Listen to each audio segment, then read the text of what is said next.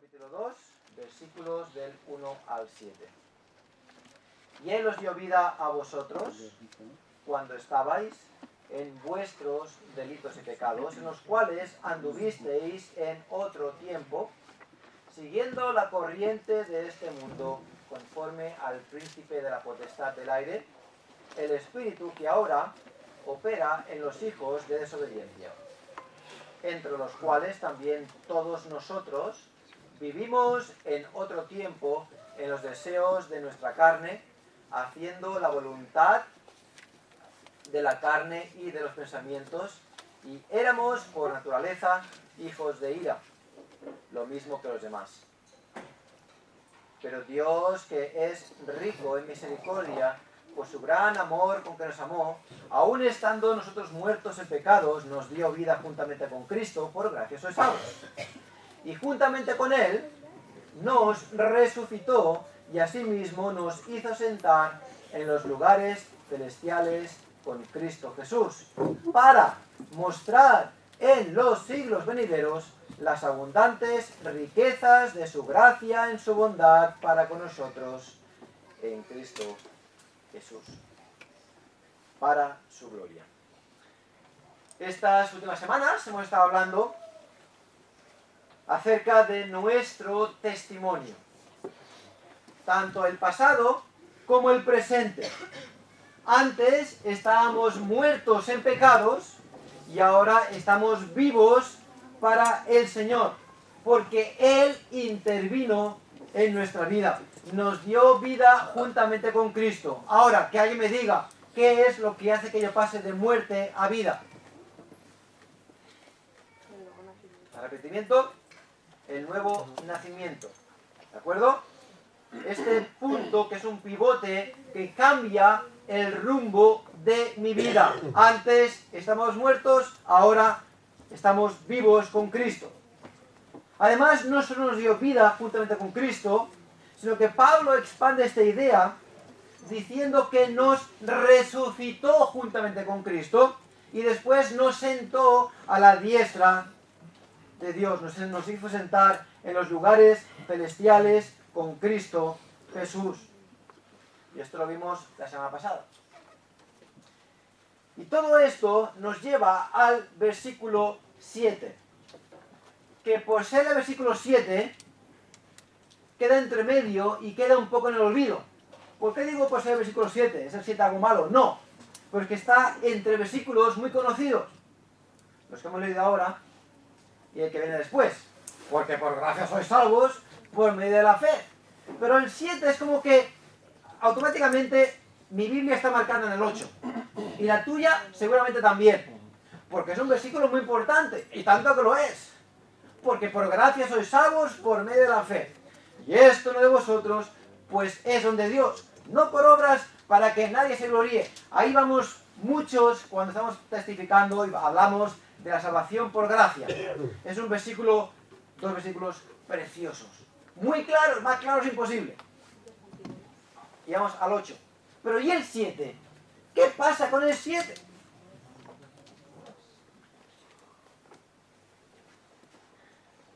Dice, para mostrar en los siglos venideros las abundantes riquezas de su gracia en su bondad para con nosotros en Cristo Jesús.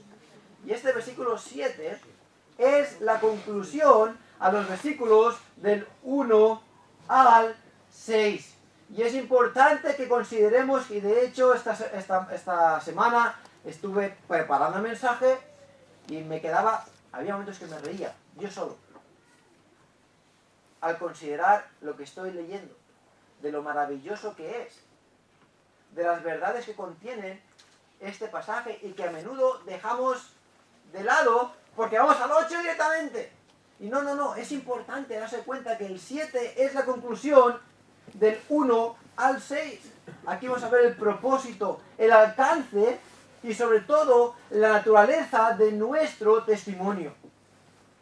Y de hecho es que no voy a hablar de todo esto esta mañana porque es demasiado largo y no he querido meterme en el tercer punto de lleno porque es demasiado amplio. Así que Dios mediante, en las semanas que siguen, hablaremos acerca de este tercer punto con más tranquilidad y con detenimiento, porque es demasiado grande para resumirlo en un tercer punto. Pero este versículo declara, como casi ninguna otra porción de la palabra, el propósito fundamental de la vida de un creyente, que es el mostrar las abundantes riquezas de la gracia de Dios. ¿Por qué te salvó Dios? ¿Por qué te dio vida? ¿Por qué te resucitó? ¿Por qué te sentó juntamente con Cristo en los lugares celestiales? ¿Solo porque te amó? ¿Es eso? ¿Solo porque te amó? No, lo hizo para su gloria. Lo hizo para su gloria, para que su gloria sea manifestada a todos los hombres por todas las edades. Ese es el propósito, fíjate lo que está diciendo. Y juntamente con Él nos resucitó y asimismo nos hizo sentar en los lugares celestiales con Cristo Jesús para mostrar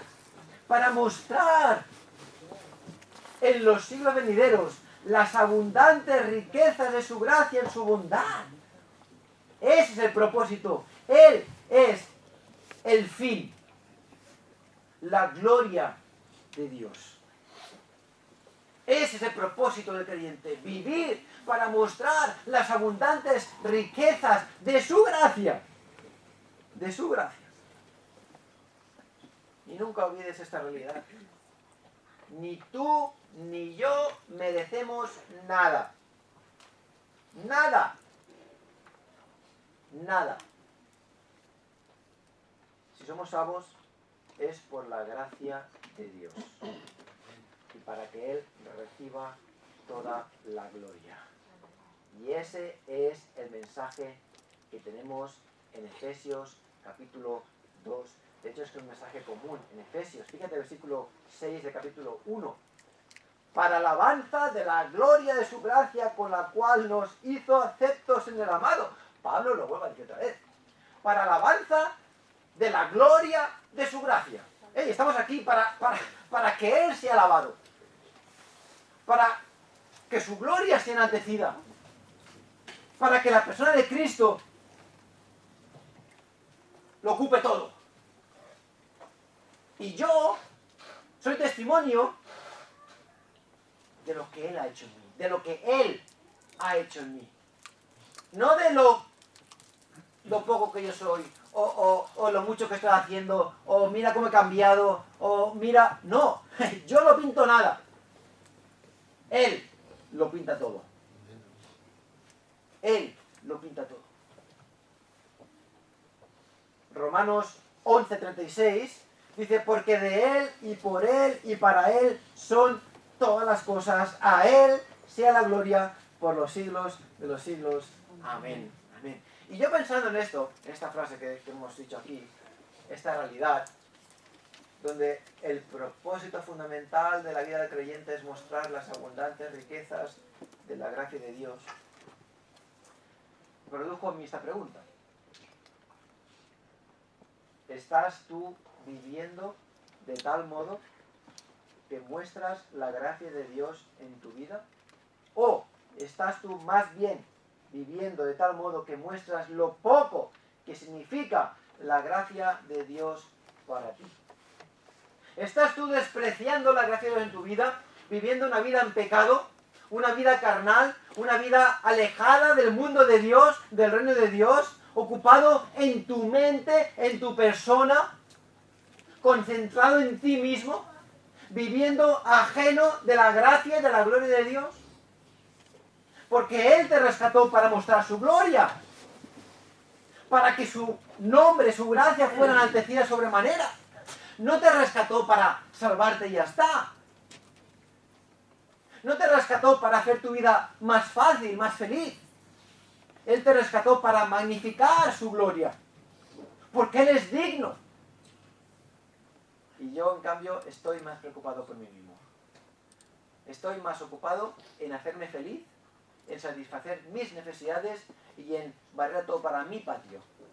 Pero la gracia de Dios en mi vida no significa nada, o poco. Y no vivo para Él. No vivo, como hemos dicho esta mañana, dignos de la vocación con que fuimos llamados. No vivo como corresponde un hijo de Dios. Vivo ocupado, centrado en mí. Y eso es un problema. Porque no estoy viviendo, no estoy cumpliendo para el propósito por el cual Él me salvó, que es el de mostrar en los siglos venideros las abundantes riquezas de su gracia y su bondad para con nosotros en Cristo Jesús.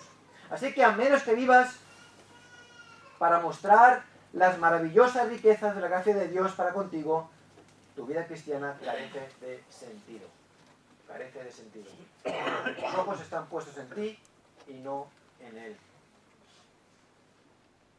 Si Él murió y te rescató, y te resucitó, y te sentó para mostrar estas abundantes riquezas, ¿las estás tú mostrando?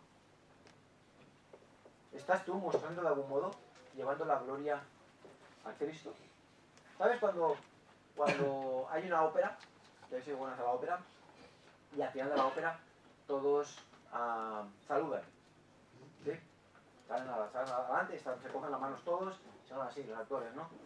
Y muchas veces está el protagonista, o los protagonistas, los que cantan más, ¿vale? ¿Y qué hacen? ¿Sí? Vale. Pues aquí estamos todos, nuestras vidas, haciendo así. Yo me quedo en un rincón, porque yo no soy nada. La gloria se ha ido a Él. Mi vida tiene que ser vivida para Él. Mi enfoque es Él. Yo no pinto nada. Yo tengo que mirar para mí mismo. Yo tengo que mirar para enfatizar su grandeza. Porque para eso me salvó Cristo. Para eso me salvó Cristo. No para hacerme feliz, sino para su gloria. Así que vamos a ver primeramente el propósito. Dice, para mostrar. En griego, hina endekeitai. Para mostrar. Y de verdad, preparando ese mensaje, en muchas ocasiones me he quedado como medio mudo, como perplejo, como pensando. Y es como que me he reído varias veces, es como que, madre mía, lo que hay aquí. Me doy cuenta que yo mismo voy a través de la vida pensando más en mí que en Él. En mí que en Él. Es un fallo, es un error, es un pecado. Porque Él no me salvó para que yo piense en mí. Él me salvó para que yo piense en Él. Porque la salvación es para Él. Es para su gloria. Y si su propósito es mostrar su riqueza, la riqueza de su gracia, parece que lo único que encuentre en mí son obstáculos para mostrar su gracia. Y tiene que sacar para que la luz pueda ir a través. Mira tu vida. ¿Puede Él mostrar la riqueza de su gracia en ti? ¿O tiene muchos obstáculos delante que tiene que ir limpiando y sacando para que mostrar un poco de luz? ¿Cuánto tiene que limpiar en tu vida? Todavía. ¿Cuánto tienes que dejarle de sacar para que su gracia... no, es que a mí me cuesta mucho, es que no... ¿Estás viviendo para su gracia? ¿O estás viviendo para ti mismo? Así que vamos a ver el significado primeramente. El significado de estas dos palabras. Literalmente, hina endeiketai significa para que, de tal manera que, mostrar, exhibir. Y exhibir significa exponer, mostrar, manifestar, enseñar, presentar. Así que lo que está diciendo aquí es que lo que hay que hacer es mostrar, exhibir públicamente esas riquezas de su gracia. No está para mostrarte a ti como aquí está el que he salvado yo, sino que está para mostrar su persona, la riqueza de su gracia. Cuando Él nos salva, y antes estábamos muertos en nuestros delitos de pecados, y ahora hemos sido vivificados, y ahora estamos resucitados con Cristo, ya estamos sentados juntamente con Cristo en lugares celestiales, no es para poner el enfoque en ti. No. El enfoque está en Él, en su gracia. Y este versículo entonces, o esta idea, se unirá al siguiente cuando dice, porque por gracia sois salvos. Enfatizando no la gracia de Dios, sino a Dios mismo. De cuán maravillosa es su gracia para contigo que no mereces nada. ¿Os acordáis del himno este que Cristo me haya salvado tan malo como yo fui? Que mencionaste el otro día. Me deja maravillado. Pues Él se entregó por mí. Magnífica la gracia. No tengo palabras para expresarlo. Esa transformación interna publica la grandeza de la misericordia y de la gracia de Dios. Ahora fíjate en la importancia de la voz. No del programa de la tele, la voz, sino la importancia de la voz verbal. En el griego, los verbos pueden estar en voz activa, pasiva y media. En el castellano sería pasivo y activo, ¿de acuerdo? Pero en el griego tiene una voz diferente, una voz añadida, que es la voz media. Y la voz, en general, indica el rol que el sujeto tiene en la acción del verbo. Y tú pensabas que la gramática no sirve para nada, ¿verdad? Bueno. La voz activa dice que el sujeto causa la acción. Yo desato la cuerda, ¿vale? Voz activa. La voz pasiva dice que el sujeto recibe las consecuencias de la acción. La cuerda es desatada. Ya no es yo desato la cuerda, sino que es la cuerda, es el sujeto, recibe la acción, es desatada. Y la voz media representa al sujeto actuando sobre sí mismo o en su propio interés. Me explico. Se traduce igual que la voz activa, pero se le añade por mí mismo o por ti mismo, según la persona que hable. ¿De acuerdo? Por mí mismo o por ti mismo. Es decir, yo desato por mí mismo la cuerda. ¿Sí? ¿Seguís? Vale. En deiketai es un verbo aoristo en voz media, tercera persona del singular. Lo cual indica, dice, para mostrar él mismo. Él está enfáticamente mostrado aquí. Él mismo está mostrando, quiere mostrar la riqueza de su gloria, de su gracia. Él nos rescata, nos da vida, nos sienta para él mismo, mostrar la riqueza de su gracia. Y yo estoy aquí en medio viviendo para mí mismo. ¿Te das cuenta que yo me convierto en un obstáculo cuando yo dejo de vivir para Él? Él lo hace para que Él mismo pueda mostrar y yo estoy aquí poniendo todo tipo de obstáculos, piedras al camino para que Él no pueda mostrar. No, yo tengo que sacar esto, yo tengo que cambiar mi vida. Yo soy un testimonio. Sí, de verdad, que antes estaba muerto y ahora estoy vivo. Pero no para mostrarme a mí. El enfoque no va en mí. El enfoque va en quién. En Él. En la gracia de Dios. Y ahora sí, porque por gracia sois salvos. Porque el enfoque no está puesto en mí. El enfoque está puesto en Él. Es Él el mismo. El que quiere mostrar. Ay, madre. Y yo estoy poniendo obstáculos. De verdad, que me he quedado parado esta semana. Porque cambia totalmente el sentido de la vida. ¿Para qué estar aquí comprando y comprando y comprando y viviendo cómodo y tal, pam, pim, pam? Que no está mal en sí, pero mi enfoque no puede ser ese. Y eso aplica a todo aquel, a todo creyente. Niños, jóvenes, adultos, ancianos. Si tú estás vivo esta mañana, vivo tanto espiritualmente y vivo físicamente, el sentido de tu vida es Dios. Es magnificar la gloria de Dios. Es magnificar su gracia. Es eso. ¿Cómo? En cada aspecto de tu vida. En tu persona, en tu manera de pensar, en tus decisiones, en tus palabras, en tus acciones, en todo, en todo. ¿Cómo estás tú llevando la gloria a Dios? Él mismo. Es el que quiere mostrar. Oh, no se lo olvidas. No se lo olvidamos.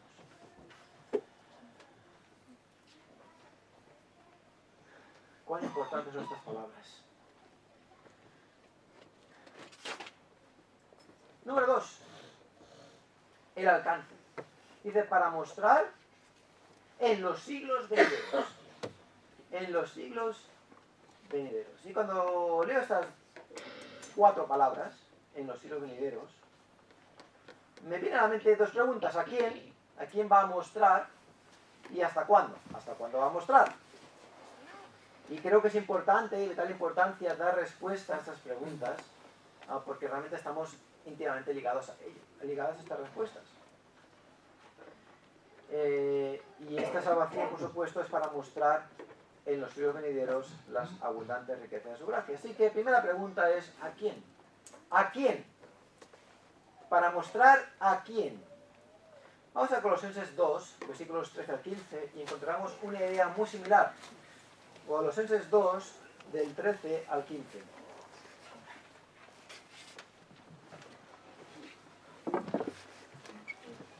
Colosenses 2, del 13 al 15.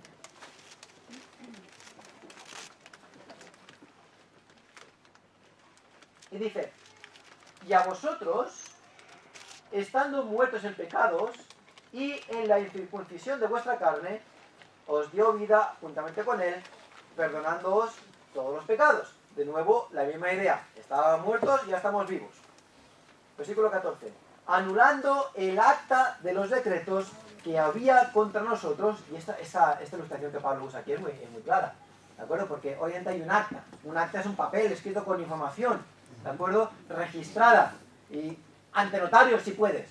¿De acuerdo? Que la iglesia tiene un libro de actas donde se registran las reuniones de iglesia, lo que se dice, lo que se cuenta, las decisiones que se toman, y está registrado. Y hay un registro, un acta, en contra nuestra. ¿Con qué? Con todos los pecados, toda nuestra vida. Y es un acta que es interminable. Empiezas a abrir, y esto no tiene fin, básicamente. No tiene fin. Así somos nosotros. Pero dice que él anula el acta de los decretos que había contra nosotros. ¿Perdón? Que había contra nosotros, que nos era contraria. ¿Y qué es lo que hace? La quita de en medio y la clava en la cruz. En la cruz donde Cristo murió, donde su sangre fue derramada, donde Él pagó el precio de nuestros pecados, donde Él llevó en sí mismo, en su cuerpo, sobre el madero, nuestros pecados. El versículo 15, y despojando a los principados y a las potestades, los exhibió públicamente, triunfando sobre ellos en la cruz. Públicamente triunfando sobre ellos en la cruz. Es como que Él venció el pecado, venció la muerte y lo publicó. Hay un público. ¿Quién es ese público? Bueno, la Biblia no lo dice, pero por lo menos aquí en estos pasajes no lo dice, no informa de ello. Pero ¿quién es este público? Bueno, hay 2 públicos. Está el que forma parte del reino de Dios y está el que forma parte del reino del diablo, del reino de las tinieblas. Y aunque suene un poco irreverente, en cierto modo es como cuando un equipo de fútbol gana la Champions League jugando la final contra su equipo rival por excelencia. Y el ganador levantará la copa para alegría de su equipo, de sus seguidores, y el perdedor estará ahí como una espina clavada, ¿no? Como cuando... da igual. Una espina clavada.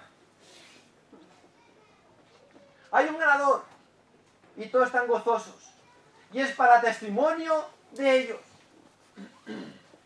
Y esos se alegran. Pero también es para testimonio de estos otros. Pero se alegran. Pero aquí estamos nosotros que hemos ganado. Somos campeones. Y Él publica ese decreto, los expone públicamente para alegría de los santos. Y como aguijón para aquellos que no reconocen a Cristo, para aquellos que forman parte del mundo de las tinieblas. Aquí expone esas abundantes riquezas que son para gloria y para bendición, y aquí está ese aguijón constante. Pero sea como sea, es Dios quien recibe la gloria. Para alegría o para aguijón. Pero es Él que recibe la gloria por la salvación que Él ha traído. Las inconmensurables riquezas de su gracia. Y por esta razón, el capítulo 1 de Efesios, y el libro en general, está cargadísimo, cargado de palabras que lo que hacen es de algún modo magnificar a Dios. Fíjate, tú lees el libro de Efesios y te vas a encontrar muchas palabras que lo que hacen es elevar a la persona de Dios por encima de la mente humana. Fíjate, habla de puro afecto, el puro afecto de su voluntad. Habla de la alabanza, de la gloria de su gracia. Habla de riqueza de su gracia. Habla de gracia que sobreabundó para con nosotros, según su beneplácito. Habla de conforme a su propósito. Habla de su preeminente grandeza de su poder. Y hay muchas más palabras. Eso es un ejemplo. ¿De acuerdo? Pero está cargado como de atributos y de adjetivos y de nombres que lo que hacen es magnificar el nombre de Dios, porque ese es el todo del hombre. Ese es el todo creyente. Vivir para magnificar la riqueza de la gracia de Dios para con nosotros en Cristo Jesús. Ese es el todo del hombre.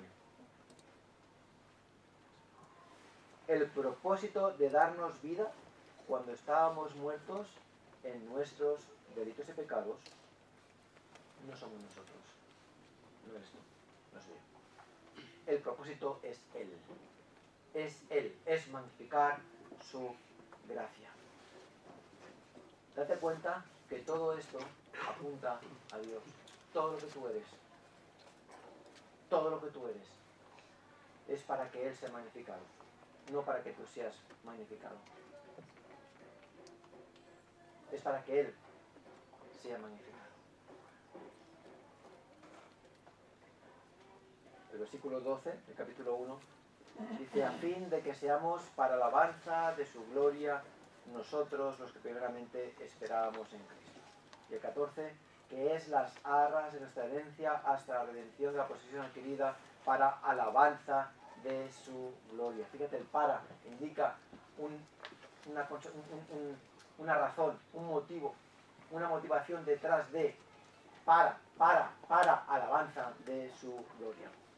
Así que solo queda preguntar, ¿estás viviendo de tal modo que lo haces para la alabanza de su gloria? ¿Es ese un pensamiento activo en tu corazón? ¿Estoy viviendo para la gloria de Dios? ¿No para mi gloria? ¿Hago y deshago? ¿Pienso y dejo de pensar para la gloria de Dios? ¿Me visto para la gloria de Dios? ¿Escucho para la gloria de Dios? ¿Actúo para la gloria de Dios? ¿O lo hago buscando sola y puramente mi beneficio personal? La segunda pregunta es: ¿hasta cuándo? ¿Hasta cuándo? Pues dice: para mostrar en los siglos venideros. ¿Hasta cuándo? Bueno, hay dos posibilidades y realmente las dos son válidas. Así que, como ocurre en otras ocasiones, las dos respuestas son correctas, las dos son válidas. ¿De acuerdo? Y así es la sabiduría de Dios, que muchas veces no es una cosa u otra, son las dos, y las dos se complementan. Pero la primera opción es hasta la segunda venida de Cristo. Las palabras en los siglos venideros están directamente relacionadas a la gracia de Dios. Y vivimos en el tiempo, en la dispensación de la gracia. Por lo tanto, cuando este tiempo acaba, la gracia se acaba en el sentido de que ya no hay más tiempo para ser salvo. ¿De acuerdo? Es la dispensación de la gracia de Dios. Y el tiempo de la dispensación concluye cuando Cristo viene a buscar a su iglesia. Y eso da inicio al fin de los tiempos, ¿de acuerdo? A una nueva dispensación. Como dice Romanos 11:25, hasta que haya entrado la plenitud de los gentiles. Y entonces dice la Biblia que todos los judíos serán salvos, o todo su pueblo será salvo. ¿De acuerdo? Y hay entendemos de esta manera: cuando la última persona que va a ser salva, sea salva, es cuando vendrá el Señor Jesucristo. ¿Cuándo será eso? No sabemos. No te voy a decir cuándo es porque no sabemos. ¿De acuerdo? Que quede claro. No lo sabemos. ¿Están las puertas? Están las puertas. ¿Pero sabemos cuándo? No sabemos. Nadie lo sabe. Y que diga que lo sabe es un mentiroso. ¿De acuerdo? Pero, cuando la plenitud de los gentiles esté completa, es entonces cuando ya viene el Señor Jesucristo a buscar a su iglesia. Hasta el fin, como dice, para mostrar en los siglos venideros. Por lo tanto, yo, como creyente, vivo mi vida cristiana hasta que Cristo venga a buscarnos para la gloria de Dios. Y quiero que todo lo que yo soy, cómo yo vivo, tiene que redundar para su gloria, para ensalzar su gracia. Yo no quiero apuntar las miras a mí, es lo que Juan el Bautista dijo. No me mires a mí, es necesario que él crezca y yo mengue. Miradle a él, miradle a él.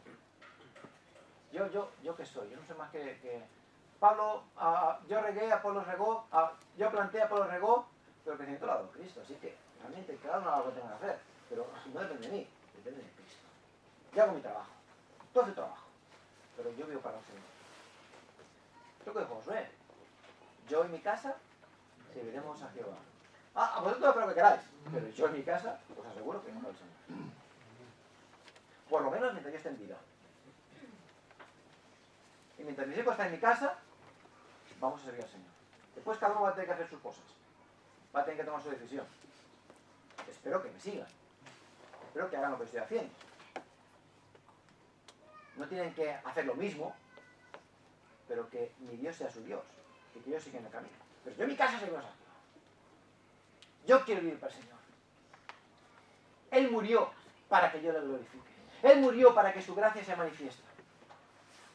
No por ti, sino por Él.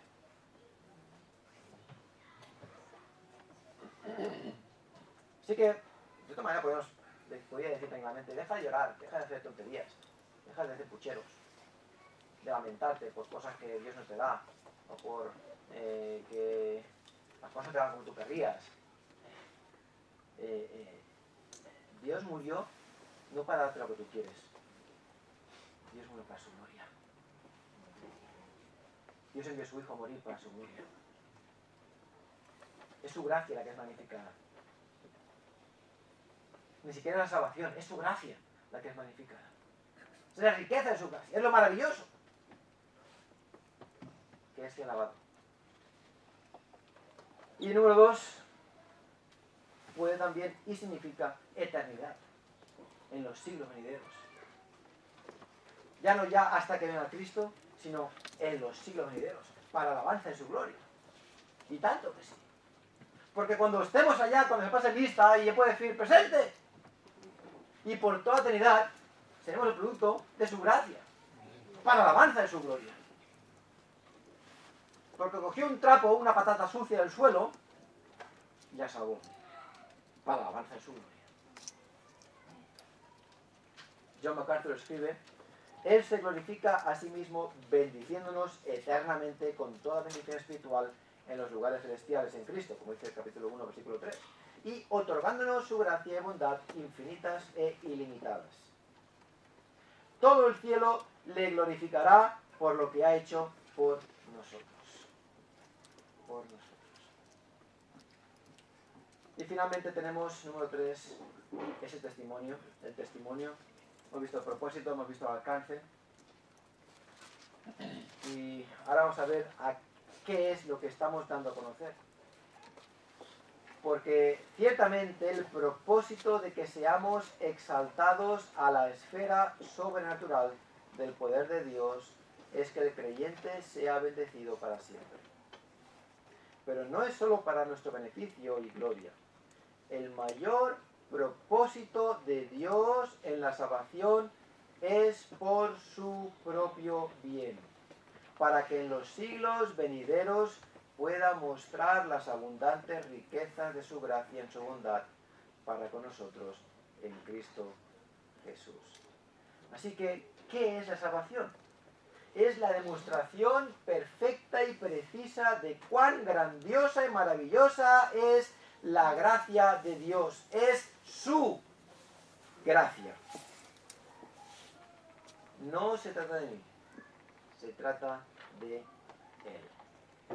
Así que aquí lo dejo esta mañana y te hago la pregunta de nuevo. ¿Estás viviendo de tal modo que estás mostrando la gracia de Dios en tu vida? Piensa, de verdad, piénsalo esta semana. ¿Estoy mostrando la gracia de Dios en mi vida?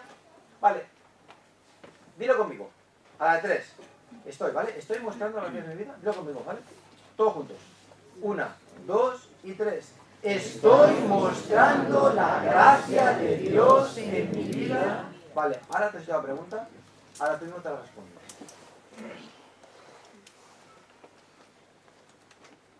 Piensa en esta última semana. Piensa en tus acciones, reacciones, pensamientos y dite, pregúntate, ¿he mostrado la gracia, las riquezas de la gracia de Dios en mi vida? Y te aseguro que te das cuenta que muchas veces no lo has hecho, sino la gran mayoría. Esa es la realidad. ¿Vale? Ok, ¿está bien? ¿Qué vas a hacer al respecto? ¿Cómo vas a enfocar ahora tu vida? ¿Qué decisiones vas a tomar? ¿Qué vas a cambiar? ¿Cómo vas a actuar? Bueno, primero, ora a Dios, pide perdón. Arrepiéntete, yo lo he hecho. ¿Qué tienes que hacer? Y toma decisiones consecuentes. Y te das cuenta que es que todo cambia. Todo cambia. Todo cambia. Porque hasta ahora, muchos hemos vivido para nosotros mismos. Para alabar nuestra persona. Y no estamos viviendo para mostrar esas abundantes riquezas.